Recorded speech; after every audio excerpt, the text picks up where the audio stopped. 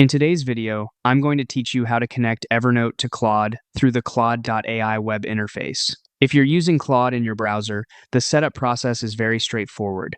And once it's connected, Claude will be able to work with your Evernote through the connector. I'll walk you through the process clearly so you can follow along without missing anything. Start by opening Claude AI in your web browser. Once you're on the main screen, look for the Settings area. This is where Claude lets you manage account preferences and integrations, so if you've never visited it before, take a moment to get familiar with the layout. Inside Settings, find the Connector section. This is where you can add external tools and services that Claude can access. In that area, choose the option to add a custom connector. Since Evernote is being connected through a remote MCP server, this is the option you'll need rather than any standard integration button you may see elsewhere. When prompted for the remote MCP server URL, enter the Evernote MCP address exactly as provided.